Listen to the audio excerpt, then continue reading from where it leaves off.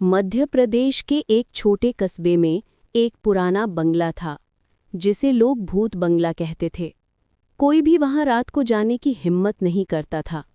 कहते थे कि वहां से अक्सर औरतों की चीखें और दरवाजों के जोरदार धमाके सुनाई देते थे।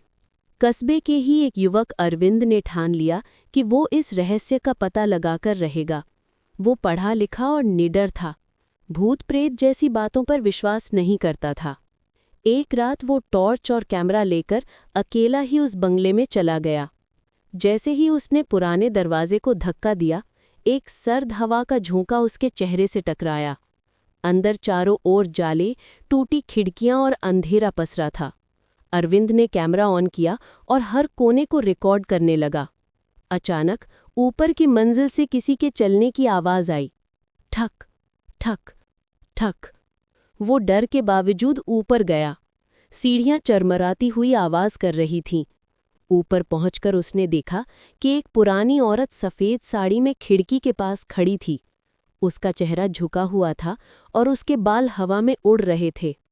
अरविंद की सांसें थम गईं। उसने टॉर्च उस पर डाली तो औरत पलटी और उसकी आंखें लाल चमकने लगीं। अरविंद ने डरकर कैमरा गिरा दिया और भागने की कोशिश की, लेकिन दरवाज़ा अपने आप बंद हो गया। अंदर घुप्पा अंधेरा छा गया।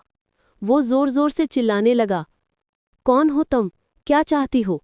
तभी एक भारी और करुण आवाज़ गूंजी, मैं इस घर की मालकिन ललिता देवी हूँ, मुझे इंसाफ चाहिए। अरविंद कांपता हुआ बोला, कौन सा इंसाफ? ललिता देवी की आत्मा बोली, 15 साल पहले मेरे अपने रिश्तेदारों ने मुझे जमीन के लालच में जिंदा जला दिया था।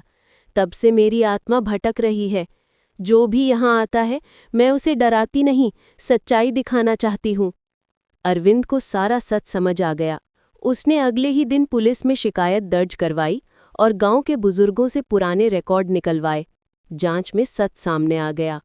ललिता देवी की हत्या को दुर्घटना बताया गया था।